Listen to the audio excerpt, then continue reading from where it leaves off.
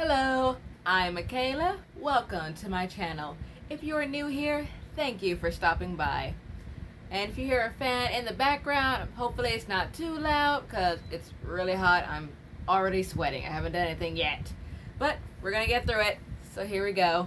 Today, since it is Pride Month, I thought it'd be nice to share a certain manga that goes with the theme. It's an LGBT manga and it's called Our Dreams at Dusk. I read volumes 1 through 3, as you can see in the title. There's a 4th volume as well, but I haven't read that yet since I couldn't really order it at the time, and I think I have to download it, yada yada, but I am going to finish it eventually, but that is the majority of it.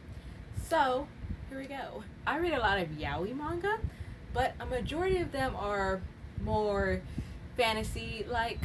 They're not realistic, like LGBT manga is. And I just want something realistic for once, every now and then. Because yaoi is mostly for the smut. I like the smut. Don't judge me. But here we go. We're going to get into the story. Something that's more relatable to the LGBTQ community. Alright? Here we go. Volume 1 is Tasuku, I believe is how you say it, is the new kid in town and is trying his hardest to not to get annoyed and hurt and outed by the homophobic comments he hears around his classmates because he's trying to get outed that he's gay. He has to pretend that it doesn't bother him, but he meets a lovely lesbian couple that are wanting to be married in the future. They made the drop-in center that welcomes everyone and rejects no one. It takes Tasaku, a while to accept and admit that he's gay, so it takes a minute to get him around that. Look at me, I'm sweating. Okay, there's a part where the lesbian's life partner is kind of jealous of her partner, that she's already has talked to her parents about being a lesbian, saying she likes women, and she just wants that courage as well.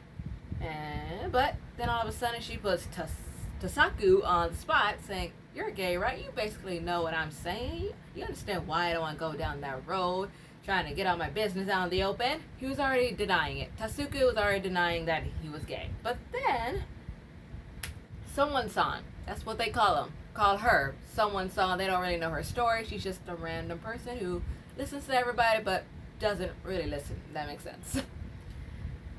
She reminded him that denial was going to push him down a dark path because in the beginning, like in the very few first pages, he's trying to fight his suicidal urges.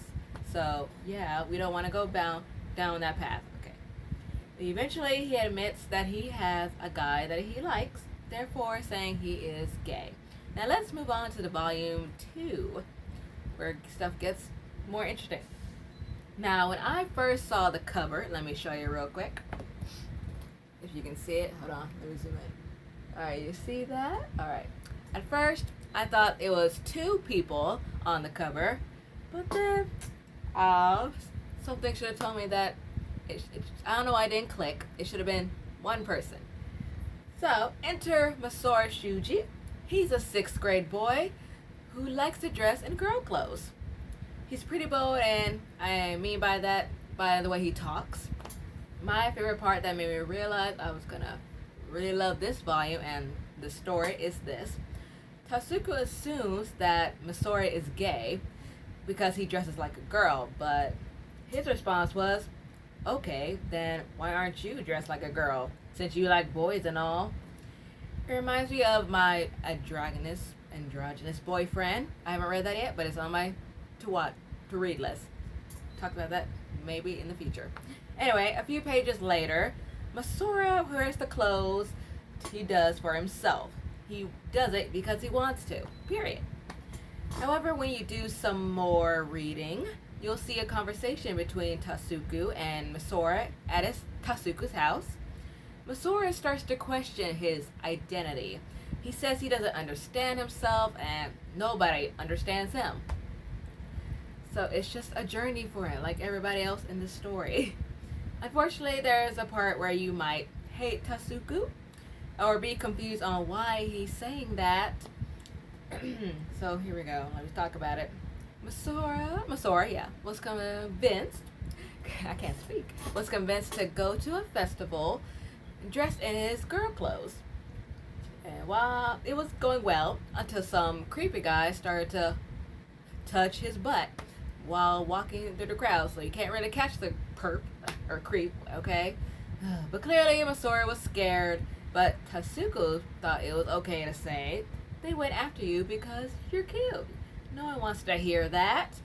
That it's kind of like he's blaming the victim. You're like blaming the victim. You can't do that. Tasuku has a long way to go to learn not to say such things and other among things. Okay. They get into a big blow up, and the fun is over. He gets a reality check. I can't read. Reality check from Daichi. She's one of the lesbian couple. The only one who can decide how Masora wants to be is Masora. When you give someone a push, you need to brace yourself for them to push back as hard. So basically, they will figure out their stuff in their own time, is what I got from that. So we'll get there. He will get there. Volume 3. When Tasuku attends a workshop, the last person he expected to see was his crush, Tsubaki. Now, there are some nice moments between them. Not very romantic-like, but nice, friendly, I guess. His heart flutters. Tasuku's heart flutters, of course, because he likes him. Yeah. Tasuku sees a different side of Tsubaki when he's talking about how there's a bunch of word. I won't say that word. It's a homophobic word. Homophobic. You can assume what it says. Doing the renovation work, saying that they freak him out. All the other type of people they are, lesbian, gay, all the people, LGBT. Okay, it was really shocking to see that side of him. I expected better. Luckily, there was a girl that spoke up and asked, "Why you gotta talk about people like that? Why?" So good on her. And now I think she has an uncle that was part of LGBT. That's why.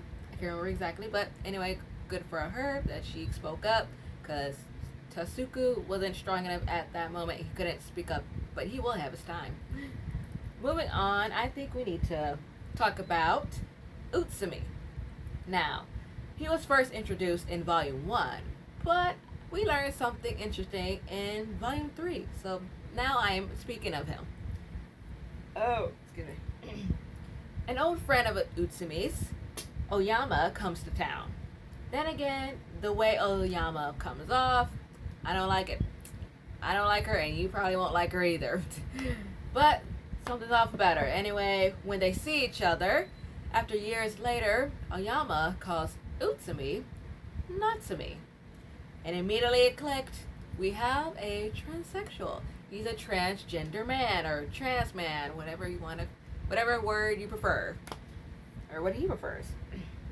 They didn't use this term in the manga, but Oyama says to Utsumi, "You were always so tall and you wore your hair so short, very boyish, but I never imagined you'd really become a boy."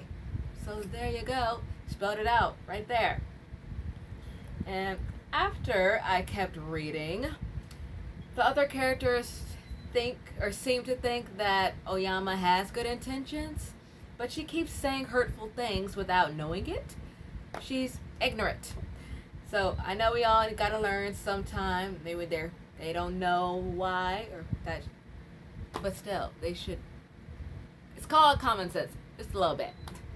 But later I finally get to see Utsumi put Oyama in her place and learn that she needs to stop what she's doing and all the stuff she's saying. And here's what he says. "I'm not so desperate to have people understand me that I'm okay with being like this. Don't do this, not to me, not to all of us. Don't pity us and feel superior. I see this as everybody's coming out story / journey is different.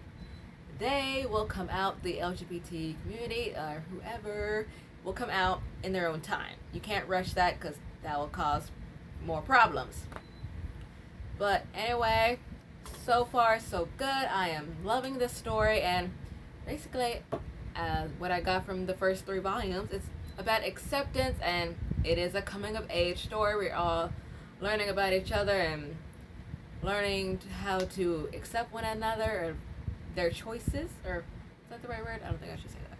I'm trying to think. But anyway, I have learned so much. I really hope you enjoyed this video, and I hope you check these out because, let's see, I got volumes 1 and 2 from Right Stuff Anime, and the 3rd volume from Amazon. I believe I can buy the 4th volume on Amazon, but I'd have to do it on my Kindle. They don't have the paperback version.